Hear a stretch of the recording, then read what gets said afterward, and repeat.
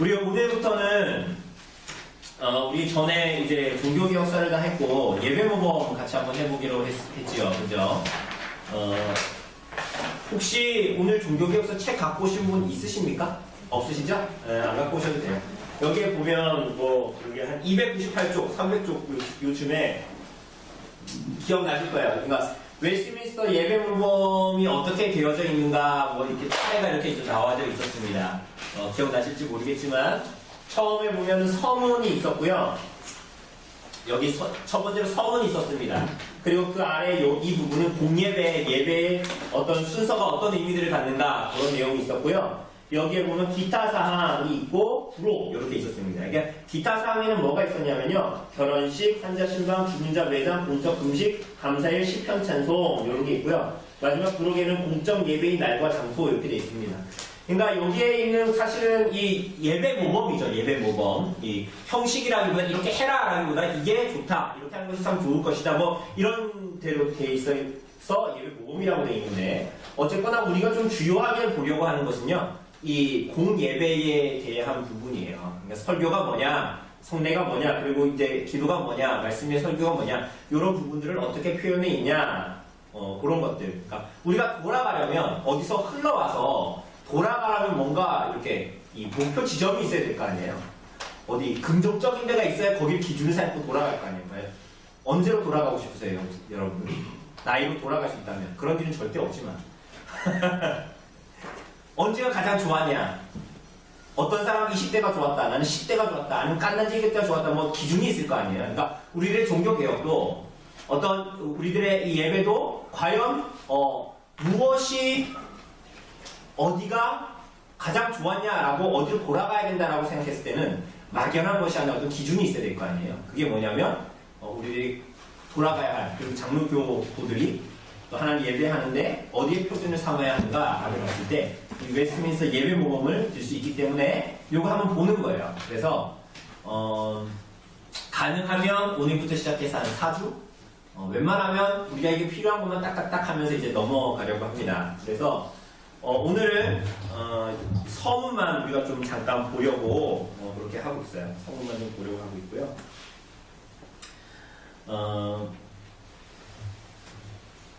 우리가 우선은 기억해야 하는 것이 이제 이 문제가 공동기도서의 문제였습니다. 공동기도서.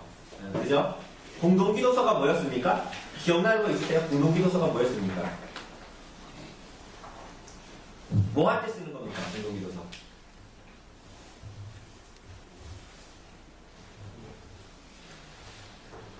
공동기도서. 우리 배웠는데 공동기도서. 그 예배 시나리오라고 그랬잖아요. 예배 시나리오.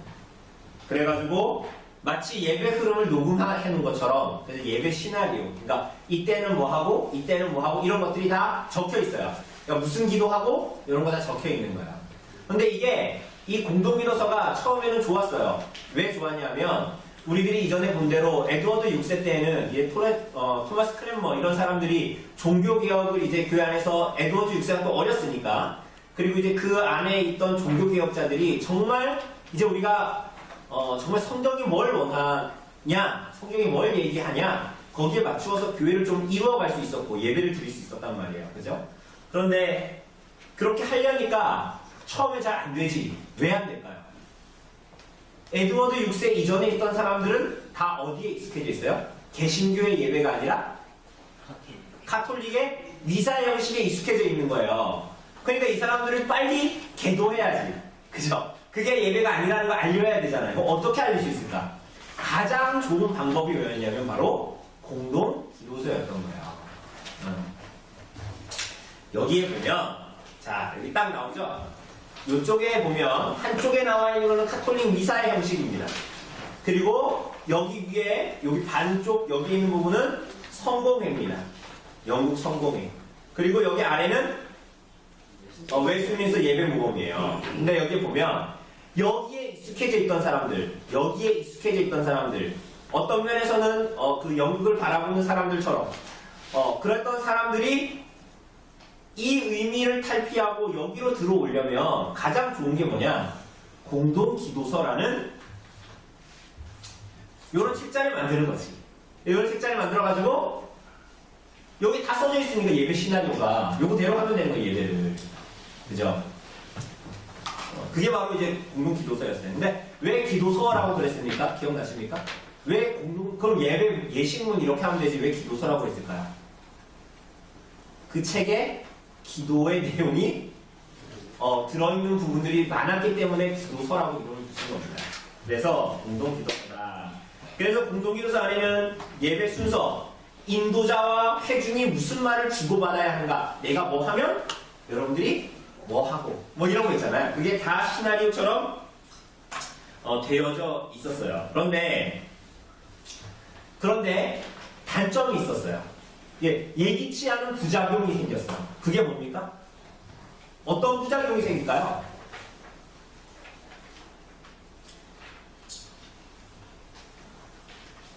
여러분 어떤 부작용이 생길 것 같아요? 예배 시나리오처럼 다 적혀 있어. 그런데 1년 52주를 이 공동기도서를 가지고 계속 하는 거야.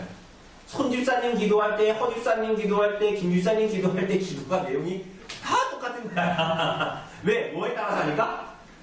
공동기도서에 따라서 하니까. 그러니까 예배가 어떻게 될까요?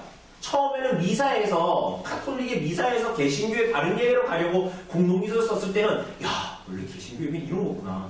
원래 성경의 예배는 이런 거구나. 카톨릭 미사는 다 그게 잘못된 거구나 라는 걸 처음에 깨달았는데 시간이 지나니까 어때요? 이게 이제 똑같으니까 똑같은 걸 계속하는 건데 그게 고착화되고 형식화되고 그렇게 돼버리는 거예요. 모습적으로. 그죠? 그래서 이제 예기치 않은 부작용이 생겼습니다. 그리고 여러분들이 잘 아는 이런 시대를 지나가다가 찰스 1세 그때 윌리엄 로드 주교라는 사람이 있었잖아요. 그 사람이 공동기도서를 개신교적으로 되어져 있는 공동기도서를 뭘로 고쳤어요? 로마 카톨릭식의 공동기도서로 수정해가지고 아일랜드와 잉글랜드와 스코틀랜드 모두에 이렇게 해라! 그랬잖아요. 근데 스코틀랜드는 어떤 일이 벌어졌어요? 파손된 주교가 그 공동기도서를 가지고 예배를 인도하려고 하니까 어떤 누가? 할아버지가? 어떤 할머니가 앉아있던 자기 의자를 냅다고 주변에 집어던지면서 그 이름도 유명한 이 게니스라는 그 할머니가 네가 어디 와서 이제 한마디로 이제 하나님께 예배 드리는 데 와가지고 이런 짓이냐 해가지고 이제 공동기도서에 흑동이 일어났다라는 거 우리가 봤습니다. 그죠? 그게 이제 공동기도서에 대한 문제였습니다. 그런데 그때의 문제는 찰스 1세 때 로드 주교가 이 공동기도서를 한마디로 로마 카톨릭식으로 수정해서 모든 왕국에서 다 써라 했기 때문에 이제 문제가 됐던 거예요. 그러면 어떻게 해야 될까요? 이 공동기도서를. 그게 그 과제가 웨스트민스터 총회에 맡겨진 거예요. 그럼 어떻게 해야 될까요? 공동기도서 써야 될까요? 말아야 될까요? 그러니까 이제는 좀 성숙해. 어렸을 때는 이게 필요했단 말이에요. 근데 이게 조금씩 크니까 여러분 우리 예배 순서 있죠? 있습니까? 없습니까? 우리 저기 밖에 보면은 예배 순서 처음 오는 사람들 예배 순서 이거 뭡니다. 의미 이렇게 써놓은 거 있어요? 없어요? 처음에 여러분들 그거 보셨어요? 읽어보셨어요? 혹시? 우리 성도들 안 읽어보셨어요? 안 읽어보셨어도 그 전에 제가 예배 순서에 대해서 다 강의를 했죠? 그죠? 처음 온 사람들은 그거 보면서 이렇게 이거구나, 오늘 이거구나, 이건 요거네, 요런 의미네 이렇게 하겠죠. 근데 시간이 지나면서도 계속 보고 있어요? 의미를 이제는 우리가 다 알고 있으니까, 의미를 알고 있으니까 이제는 더 이상 거기에 매여서 하지는 이제 않는 거죠. 그죠? 그러니 이제 공동기도서가 아니라 형식이 아니라 그렇다고 아예 형식이 없는 것도 아니고 그 획일화시키지 않으면서도 통일성을 가지고 있는 어떤 자유로운 결론으로 이제 이끌어가게 됩니다. 그래서 우리가 가지고 있는 여기에 보면 웨스트민스터 예배 모범이라는 게 있는 거예요. 근데 여러분 만약에 예배 모범이 없으면 어떻게 될까요? 두 가지 극단이 나타나는 거예요. 하나는 예배 드리는 걸 카톨릭 미사처럼 그런 형식화된 어떤 제사를 드린다 라고 생각하거나 반대 극부는 어떻게 될까요? 뭐 예배는 아무렇게 드리면 돼. 이런 이제 방종의 길로 나가게 되는 거죠. 그죠? 근데 이제 예배 모범은 이제 어떻게 보면 그것을 잘 완충시키고 정말 우리가 바르게 하나님을 예배할 수 있는, 그리고 예배 요소에 꼭 들어가야 하는, 꼭 필요한, 형식화될 수 없고 형식화될 수 없고 고착화시킬 수는 없지만 그래도 성경에서 말하는 예배가 어디에 초점을 두고 있다는 것을 잘 드러낸 것이 예배 모범입니다. 그래서 이렇게 하면 좋다라는 것입니다. 그렇게 순화해서 이 사람들이 얘기했잖아요. 이제 이러면 좋다. 강제하거나 당연하지 않았다. 뭐 그렇게도 얘기했죠. 우리가 전에도. 그 내용들입니다. 그래서 웨스트민스터 우리가 오늘 좀 예배 모범의 서문을 좀 보면 예배 개혁의 이유가 뭐냐 그런 내용들을 좀 하고 있습니다. 우리 한번 천천히 한번 읽어보죠. 네, 오늘 뭐 요거만 읽으면 끝납니다. 자, 우리 손일사님 한번 좀 읽어주세요. 복된 종교개혁의 초창기에는 우리의 지혜롭고 경건한 선배들이 예배에 많은 것을 배웠었는데 당시 예배 중에 헛되고 그릇되고 미신적이고 우상 숭배적인 요소가 많았기 때문이다. 따라서 많은 경건하고 똑똑한 분들이 공동 기도소를 만들고자 했으며 덕분에 미사와 라틴어 낭독을 제거한 모든 동적 예배 순서를 우리말로 들을 수 있게 되었다. 그동안 차단되었던 성경을 우리말로 읽을 수 있게 되었을 때 참으로 많은 사람들에게 유익이 있었다. 네, 그러니까 이전에 로마 카톨릭의 모든 예배는 미사는 사실은 그게 하나님께 드린 바른 예배가 아니라 우상숭배적인 미신에 가까운 희생제사였다. 뭐 나중에도 나오거든요. 이런 얘기를 이제 하게 됩니다. 네. 그럼에도 불구하고 그간의 과정을 지켜볼 때 작성자들의 의도와 수비에 걸맞지 않게 잉글랜드 교회의 의식은 우리뿐만 아니라 국제적인 교회들에게까지 걱정거리가 되고 말았다. 그 이유는 말할 것도 없이 모든 기도를 다 읽도록 함으로써 부담을 주거나 불필요하고 짐만 되는 예식들을 강요하는 일 때문인데 이런 일에 인해 수많은 목사들과 교인들의 양심을 불편케 하여 이 같은 불행이 발생하게 되었던 것이다. 무슨 얘기인지 아시겠죠? 요건 그대로 해야 되니까 그게 신앙의 양심을 저해하게 됐다는 거예요. 네. 신앙의 양심과 이 예식들을 따를 수 없는 이들은 그 대가로 이 예식들에 순응하고 복종하지 않고서는 누릴 수 없는 하나님의 규례를 박탈당하게 된 것이다. 공동기도서대로 예배 안 하면 안 되니까, 그죠? 그러니까 그렇게 거기에 복종하지 않고서 누릴 수 없는 하나님의 규례를 박탈하게 되는 거예요. 양심의 자유를 따라서 또 신앙의 양심의 자유를 따라서 그렇게 하려고 하면 그래서 어떻게 됩니까? 그 결과 여러 선량한 교인들이 주의 성찬을 받지 못하게 되었고 여러 유능하고 신실한 목사들이 교육 정지 처분을 받아 신실한 목사가 부족한 때에 수많은 신령이 위험한 상황에 놓이게 되었으며 목사 자신과 그 가족은 생계가 막연하게 되었다. 네, 우리 김 기사님 이어서 읽어주세요. 고위 형식들과 그 수동 세력은 마치 우리에게 다른 예배는 없는 것처럼 혹은 공동 기도 외에 하나님을 예배하는 다른 어떤 방법은 없는 것처럼 그 안에 제정된 예식의 위상을 높이려고 애써왔다. 그 결과 말씀 선포가 크게 방해받게 되었고 특히 최근 들어 어떤 지역에서는 말씀 선포를 불필요한 것이라며 혹은 가장 좋게 말해서 공동 기도서를 읽는 것보다 열등한 것이라며 말씀 선포를 예배에서 퇴출하는 경우까지 발생합니다. 네, 공동교서를 원래 만든 취지와 완전히 벗어나게 됐죠. 그죠? 네. 무지에서 미신에 빠진 저희는 예배에 참석하여 이슬로만 한몫하다가 구원의 지식과 참된 신앙에 안에서는 무지하고 무관심해진 채 스스로 강팍해지고만 것이다. 한편 로마 카톨릭 수종 세력은 공동 기도서가 자신들의 예전에 많은 부분을 따른다고 의기양양하면서 그들이 범하는 미신과 우상 숭배에 대해 적지 않은 자신감에 찬 나머지 그들은 자신을 개혁할 노력을 하지 않고 오히려 우리가 로마 카톨릭 교회로 들어 우리를 기대하고 있다. 이러한 기대감 속에서 최근 그들은 기세 등등해져서 과거 예식을 청구한다는 구실 아래 날마다 새로운 예식을 교회에 억지로 부과시키고 있다. 네, 말씀 선포가 저해될 뿐만이 아니라 오히려 또한 로마 카톨릭 추종 세력이 니네 예전이나 우리 예전이랑 비슷하네 이러면서 다시 우리한테 들어와라고 이제 하기까지 했다. 예. 여기서 그치지 않고 예산 밖의 문제가 발생하게 되었다. 공동 기도서에 따른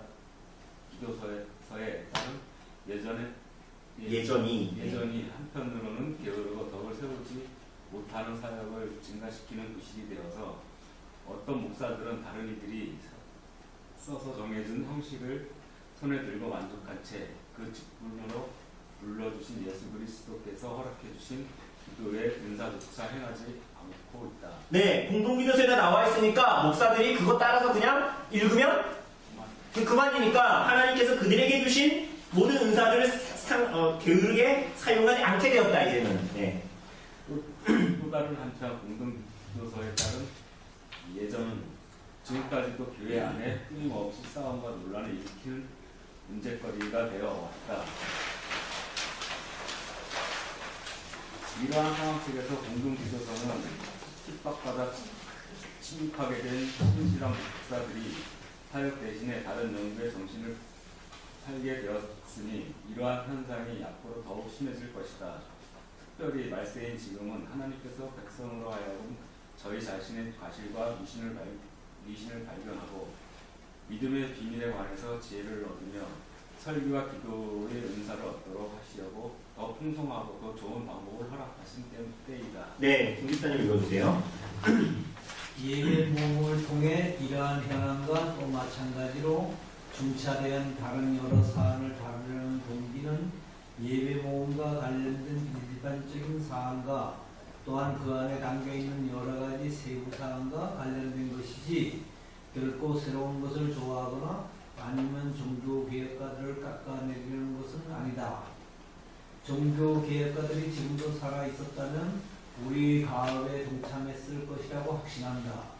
우리는 이를 하나님께서 주의 집을 정결케 하시고 일으키시려고 세우신 탁월한 일꾼들임을 인정하며 또한 우리와 우리 후손이 늘 감사와 존귀로 이들을 영원히 기억하기를 소망한다. 네, 그러니까 이거 공동기도서에 대한 그러한 모든 내용들 이것들을 하는 것이 예배문 만드는 것이 새로운 거 우리가 새 시대이기 때문에 새로운 세대이기 때문에 뭐 새로운 거 만든다. 혹은 이전의 종교개혁자들보다 우리가 좀 더 나아서 그 사람들이 만든 건 너무 구태의연하고 너무 옛날 것이다 해서 깎아내리라는 것도 아니라는 거예요. 네. 우리는 이 시대에 우리를 불러주셔서 종교개혁에 더욱 박차를 가하게 하시는 하나님의 은혜로우신 경륜을 어느 정도 이루어 드리기를 원하며 우리 자신이 지난 신앙의 양심을 만족해 하는 동시에 다른 개혁주의 교회의 기대와 우리 가운데 있는 많은 경건한 이들의 영혼에 부응하기를 원한다. 아울러 엄숙동맹에서 약속한 대로 거룩한 예배의 일치성을 이루기 위하여 노력하고 있음을 만천하에 공개적으로 알리기를 원한다. 이를 위하여 우리는 수시로 하나님의 이름을 간절히 부른 후에 많은 의논을 거쳐 혈육이 않는 하나님의 거룩하신 말씀에 근거하여 하나님께 드리는 공중 예배에서 사용해오던 여러 예식과 함께 기존의 예전을 폐지하기로 했다. 또한 정기적으로 그리고 비정기적으로 들어지는 공중예배의 모든 예식을 다음 예배 모험에 따라 드리기로 합의했다. 네, 그렇게 해서 이제 예배의 어떤 형식, 폼 이렇게 두는 게 아니라 예배 모범에 따라 드리기로 이제 합의했고 그 이전에 기존의 예전을 폐지하기로 했다. 이렇게 이제 서문에서 이야기합니다. 이 예배 모범의 서문입니다. 서론. 네. 이어서 우리 수민 형 읽어주세요. 이 과정에서 우리가 특별히 신경 쓴 부분은 예배 모든 예식을 위해 제정된 거룩한 규례에 대한 대공표하고 그 외의 사안에 대해서는 하나님의 말씀에 충고한 일반적인 법칙에 따라 신앙의 지혜를 활용하여 이견을 제시하는 것이다. 그렇게 함으로써 전체 예배를 구성하는 주요 요소, 기도의 의미와 목적, 그리고 그 외의 요소가 만약에 공표될 때 하나님께 드리는 예배와 봉사의 본질을 담은 예배 모범으로 말미암아 온 교회가 뜻을 하나로 모으는 계기가 되기를 원하는 것이다. 또한 예배 모범으로 말미암아 목사들은 교리와 기도에서와 같이 예배를 진행함에 있어서도 온전함을 지키고 필요하면 도움과 모범 사례를 얻게 하려는 것이다. 하지만 그렇다고 해서 예배 모범이 있으니 저희 속에 허락하신 그리스도의 은사를 부리심에 있어 게으르고 나태해져도 된다는 뜻은 아니다. 각자가 묵상하고 자기 자신과 하나님께서 맡기신 양무리를 돌아보며 하나님의 경륜을 지혜롭게 살펴봄으로 말미암아 그 마음과 혀가 모든 필요한 상황에서 합당하게 기도하고 건고할 수 있도록 이러저러한 준비를 갖추도록 돕는 것이 예배 모범을 제정하는 목적이다. 네, 이렇게 이제 서론이 이제 나타나는 있습니다. 그죠? 하나님의 말씀에 준거하여 일반적인 원칙에 따라 신앙의 지혜를 활용하여 의견을 제시하는 것이다. 그죠? 그리고 이것은 각자가 묵상하고 양무리를 돌보고 하나님의 경륜을 지혜롭게 살펴서 그 모든 상황에서 합당하게 기도하고 공부할 수 있도록 그런 준비를 할 수 있도록 교회를 바르게 섬길 수 있도록 준비해 주는 것이다. 굉장히 겸손하게 얘기한 거예요, 이분들이. 웨슬리던 총대들이 굉장히 겸손하게 이것들을 이제 하는 거고요.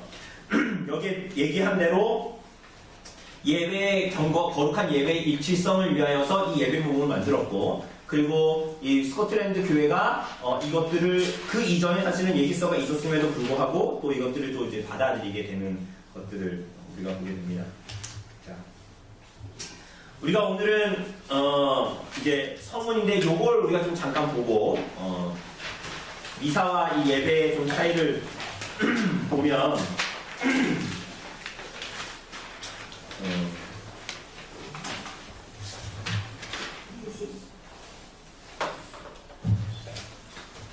여기에 보면은 뭐 혹시 미사 송집사님 말고 미사 드려본 적 있으세요? 카톨릭에 가서 가보셨어요? 다 오래 다니셨어요? 군대 있을 때. 아 군대 있을 때 저도 고등학교 때 가봤는데 전에 말씀드린 대로 그 교회 선생님이 저 못생겼다고 상처받아가 제가 그다음 안 갔잖아요. 로마 카톨릭 거기 천주교 안 갔는데 거기 이 미사에 보면 뭐 고유문, 통상문 이렇게 돼 있잖아요. 그죠? 맨 위에 이게 이제 고유문은 뭐 한마디로 절기에 따라서 계속 달라지는 뭐 그런 것들이에요. 그리고 통상문은 똑같이 계속 이제 부르게 되는 뭐 그런 것들이고요. 거의 이게 보면 1번에 뭐 입당송, 11번에 봉헌송, 19 분배송 뭐 이렇게 되어져 있잖아요. 그걸 이게 성가대들이 부르는 겁니다. 그리고 중간에 보면 2번에 구군경, 뭐 이게 이 자비송이라고도 불리는 건데요. 아래는 영광송, 그리고 10번에 뭐 니케아 신조, 15 거룩송, 18번에 하나님의 어린 양, 뭐 이런 것들은 성가대가 부르거나 이 사제나 회중들이 어떤 이렇게 역할을 맡아서 그대로 부르거나 말하거나 뭐 그렇게 되어져 있어요. 근데 이 미사 자체가 우리가 이미 아는 것과 같이 예배를 드린다라기보다는 사제에 의해서 하나님 어떤 신에게 드려지는 희생 제사와 같은 성격을 굉장히 많이 가지고 있습니다. 왜 우리가 일반적으로 영화 같은 데 보면 어떤 신에게 제사를 할 때 보면 거의 대부분의 종교들은 다 그렇죠. 그 종교에 중재자가 있죠. 그렇죠? 우리의 중보자는 누굽니까? 그렇죠. 조성용 목사가 아니잖아요. 우린 자꾸만 어디 기도원 가면 목사가 뭐지 중보자처럼 그게 마치 이제 옛날에 고대 종교나 이런 데 보면 항상 중재자가 있어. 그래가지고 재물을 드릴 때도 재물을 바친 사람은 다 어디 있어요? 여기 뒤에 있고 이제 이 사람이 이렇게 가가지고 막 신한테 뭐 제사를 드리고 막 이렇게 하잖아요. 그 사람 되게 신령하게 막 이렇게 머리가 뭐 없거나 뭐 되게 무당 같아 보이는 막 그런 사람이 딱 있는 거잖아요. 실제로 무당이 중보자잖아요. 그죠? 근데 이 카톨릭의 어떤 이 사제가 그런 역할을 한다고 그랬어요. 그죠? 우리가 종교개혁 초기 보면서 역사 보면서 그런 거 다 봤잖아요. 그죠? 우리가 유일한 중보자는 누구라고요? 예수님이라고 이제. 그러니까 저를 통해서 하나님께 기도하는 겁니까? 그죠? 우리 모두가 만인 제사장, 모두 다 하나님 앞에 나아갈 수 있는. 근데 그게 이제 만인 제사장이죠. 만인 제사장 모두 다 하나님 앞에 나아갈 수 있다. 그죠? 기도할 수 있고 하나님께 간구할 수 있다. 그죠? 근데 그게 모두 다 목사라는 말입니까? 모두 다 장로라는 말입니까? 이건 질서를 파괴하는 사람들이 이런 주장을 하거든요. 이게 아니라는 거예요. 만인 목사설이 아니에요. 만인 제사장설. 우리가 모두 다 우리들의 신앙의 양식을 하나님께 강구할 수 있고 예수 그리스도의 이름을 부를 수 있다는 겁니다. 그죠? 근데 하나님께서 교회에 질서를 주셨어요. 마치 가정에 남편과 아내를 두어서 자식들을 주어서 질서를 둔 거잖아요. 그죠? 마치 그와 같이. 그런데 어쨌거나 이 미사 어떤 희생 제사의 개념을 가지고 있어요. 그래서 아주 쉽게 얘기하면 이거예요. 이거 카톨릭은 이걸 다 알 필요 없어요. 미사는 제사 드리는 거야. 응? 그게 핵심이야. 그런데 우리 웨스트민스터 예배 모음에 나와 있는 우리들의 예배는 뭐가 중심일까요? 말씀. 그 말씀이에요. 이것만 알면 돼요. 이것만 알면 돼요. 그래서 실제로 우리가 뭐 종교개혁사하고 막 연관이 되지만 우리 전에 송집사님 우리 뭐 미사 예전에 갔을 때 뭐 그런 얘기 하면서 성찬했을 때 뭐 그런 얘기 하잖아요. 뭐 우리가 오늘 성찬할 때 떡과자는 다 나누었잖아요. 그런데 미사에서는 어떻게 한다고요?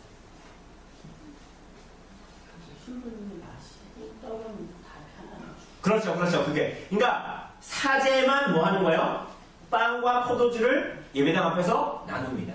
그죠? 그걸 이제 고유의 미사라고 얘기해요. 고유의 미사. 그런데 일반적인 성도들은 어떻게 합니까? 회중들은 평신도라는 말이 맞는 거라고 해서 틀린 거라고 했어요. 종교교육사 때 했잖아요. 이 카톨릭 시대에 평신도라는 말이 있을 수밖에 없는 거예요. 왜? 사제와 평신도가 구분되니까. 그죠? 근데 우리는 목사와 장로와 집사가 교회의 직분이고 모든 성도들은 다 하나님 앞에 나아갈 수 있는 자들이다 이렇게 얘기했잖아요. 모두 다 성도잖아요. 그런데 하나님께서 주신 각자의 역할과 직분이 다른 것일 뿐이죠. 그러니까 카톨릭 입장에서는 사제와 뭐가? 평신도가 구분되어 있는 거예요. 그래서 이 사제는 성찬을 할 때 이 미사를 할 때 빵과 포도주를 다 먹어요? 다 먹죠. 이거 고유의 미사라고 그럽니다. 그런데 이 회중들은 어떻게 해요? 다 먹어요? 못 먹어요? 주든가요? 그러니까 전병 같은 거 이렇게 요거랑 밀병이라고 그러나요? 그거 하여튼 주잖아요. 네. 그걸 이제 거룩한 교제라고 얘기하는. 이렇게 해서 아예 구분을 시켜버리는 거예요. 포도주를 취하지 못하는 거지. 그죠? 그렇게 이제 좀 구별이 되는데, 무엇보다도 여기서 중요한 것은 우리가 알다시피 화채설입니다. 화채설. 실체가 어떻게 된다? 실체가 변화된다, 안 된다? 네. 자, 우리 이쯤에서 하나 해보죠. 한 4개 정도가 있으면 4개 정도. 그죠? 카톨릭은 뭡니까? 이 성찬에 대한 겁니다. 카톨릭은 성찬에 대해서 어떻게 생각하고 있냐? 카톨릭은 우리 배웠잖아요. 화채설입니다. 화채설은 뭡니까? 수박 화채처럼 먹는다는 거야? 화채설 뭐예요? 실체가 어떻게 된다? 실체가 변한다는 거야. 여러분 오늘 우리 빵과 포도주를 나눴잖아요. 그게 축사를 하고 여러분 입에 딱 손집사님 입에 들어가면 그 포도 주스는 뭐가 된다? 예수님의 피로 실체가 변화된다. 이게 이 사람들 트렌드 공유에서 확정이 된 거예요. 이게 뭐 조목사가 뻥친다 이게 아니라 이 사람들이 그 후예요. 그 실제로 그렇습니다. 그러니까 얼마나 사제의 이 축사가 얼마나 파워풀하게 느껴지겠어요, 이 사람들은. 그래서 제 머리하는 원장님이 저한테 그랬다니까요. 뭐 저도 이제 다음 주에 머리 파마하러 가야 되는데 원장님 머리 막 하면서 이런저런 얘기하거든요. 우리 신부님한테 그거 받을 때는 평소에 얘기하거나 이럴 때는 안 그런데 이렇게 그걸 받으려고 막 손이 덜덜덜 떨린대요. 여러분 제가 떡 나눌 때 이렇게 손 떠시는 분 하나도 없던데 이러면 이거 손에 왜 떨까? 그러니까 그만큼 사진이 파워풀한 거야. 이 사람들의 이 미신적인 생각 안에서는 마치 무당을 대하면 무당을 빌려간 사람은 막 무당에 무슨 말에만 벌벌 떨잖아요. 쌀 쫙 뿌리면 막 뭐지 막 이러잖아요. 그런 거 같은 거예요. 두 번째는 뭡니까? 루터가 뭐예요? 공제선인데 여러분 이거 몰라도 돼요. 떡 위에 떡 아래 비슷한 거라고 보면 돼요. 비슷한 거. 자, 이거 제가 설명해 드릴게요. 세 번째는 저기에 쭈빙글이라고 있는 사람이 있어요. 근데 그 사람이 이 성찬에 대해서 뭐라고 얘기했어요? 기념설. 그러니까 이거는 그냥 성찬은 단지 뭐다? 떡은 예수님의 살, 포도주는 예수님의 피를 상징할 뿐이다. 그래서 우리는 뭐 한다? 예수님을 기념한다. 가톨릭은 기념하는 거면 기념만 할 거면 사실은 성찬할 필요가 있어요, 없어요? 우리 한 달에 한 번 하잖아요. 1년에 12번 하죠. 근데 굳이 그렇게 할 필요 있어요, 없어요? 1년에 한두 번 하면 돼요. 그럼 왜 기념이니까? 의미가 없어, 별로. 우리는 뭐예요? 영적 임재설. 실제적 영적 임재설이라고 부르기도 합니다. 이걸 앞으로 이렇게 떼가지고. 이거 무슨 얘기일까요? 실제적인 영적인 임재설이다. 이게 무슨 얘기일까? 자, 이걸 알려면 예수님을 알아야 돼요. 예수님의 속성. 예수님은 두 본성으로 한 육격을 갖고 계시죠. 두 본성이 뭐예요? 신성과 인성이죠. 그럼 예수님은 지금 어디 계십니까? 네? 아이고, 똑바로 얘기하자. 하늘에 이렇게 얘기하면 안 되죠. 하나님 보좌 우편에 있으시죠? 그죠? 그럼 예수님은 지금 여기 계세요, 안 계세요? 어? 여기 안 계신 거예요? 여기 계세요, 안 계세요? 안 계신 거예요? 예수님의 인성은 어디에 계실까요? 인성. 하늘에 계신 거예요?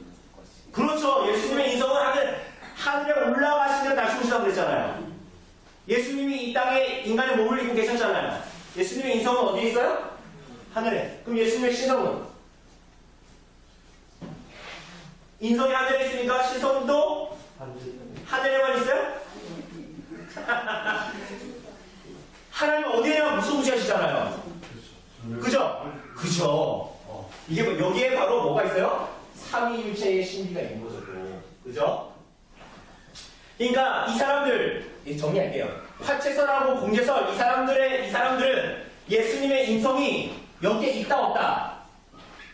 성찬할 때 있다고 주장하는 거야, 없다고 주장하는 거야, 이 사람들. 없다고 주장하고. 인성이 있다고 주장한다니까요. 있다고 주장. 근데 이게 말이 되는 거야, 안 되는 거야? 안 되는 거야. 이래서 안 되는 거예요. 성경에서 예수님이 티모시 하늘보다 우편에 가시고 그리고 군장 같이 오신다면서요. 예수님의 인성이 신성과 함께. 그죠? 이 땅에 인성이 있어요, 그때까지? 예수님의 인성이 그때까지 여기 있냐고, 이 땅에. 없죠. 그러니까 이건 말이 돼요, 안 돼요? 안 되는 거야. 성경의 가르침에 어긋나는 거예요. 말이 안 되는 거예요. 미신적인 거지. 그렇게 생각할 수는 있지만 손 떨 필요가 없는 거야. 자, 그러니까 기념설은 봅시다. 상징은 그냥 기념이래. 근데 이거는 무슨 얘기냐면 예수님의 인성은 하늘에 계신데 예수님의 신성도 하늘에 없다고 얘기하는 거예요. 그러니까 성찬에, 근데 사실은 우리가 고린도서도 읽잖아요. 고린도서 우리가 성찬할 때 읽죠, 제가. 네. 그죠? 예수님께서 기념하라 하셨어요, 안 하셨어요? 그죠?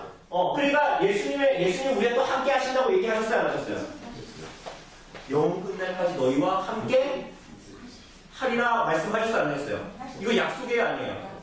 예수님 뻥친 거예요?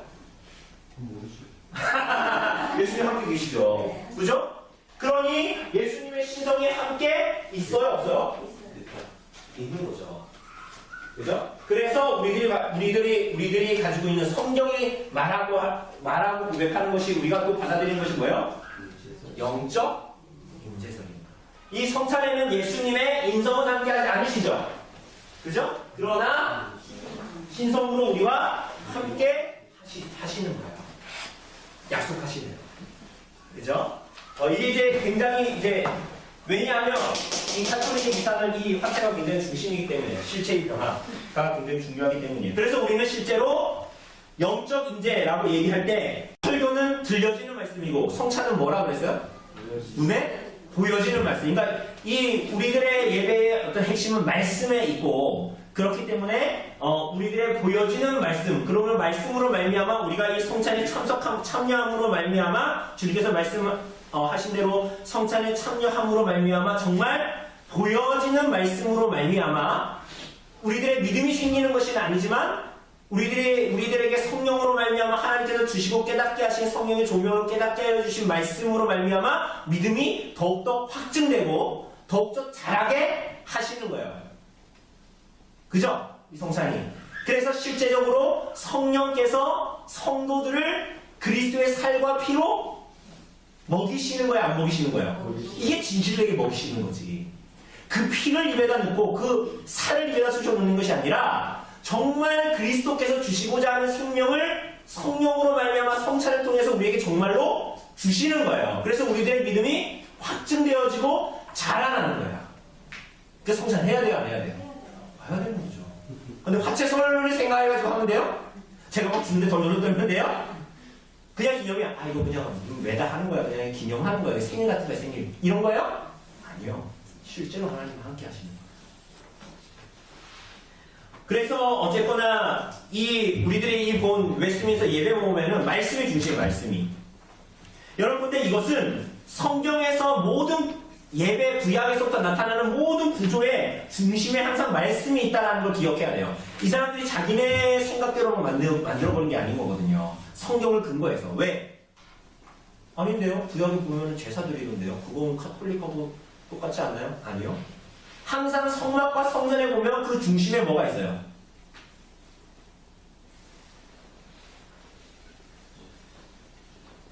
성막과 성전의 중심에 뭐가 있어요? 지성소에 뭐가 있어요? 지성소가 왜 있습니까? 그 속죄소 시은 자에 누가 계세요? 하나님이 계세요. 근데 거기에는 뭐가 있어요? 언약궤가 있는 거예요. 하나님의 말씀, 율법 이 간에 담겨 있는 거예요. 그러니 당연히 하나님께 드리는 예배가 겉으로 봤을 때는 다 제사인 것 같고 마치 미사와 더 공통점인 것 같지만 모든 성전과 성막의 모든 제사들은 어디가 사실은 핵심이에요? 하나님의 주시는 말씀의 핵이 있는 거예요. 그래서 개신교의 예배는 말씀이 핵심인 거예요. 그러므로 우리가 오늘날 신앙생활하고 예배 드릴 때 말씀 잘 안 듣고 말씀 잘 공부 안 하고 설교 귀등으로 듣고 성경은 나물라라 하고 그렇게 살면 돼요? 그럼 그런 사람은 바른 신앙이 안 되는 거예요. 잘하지 못하는 거예요.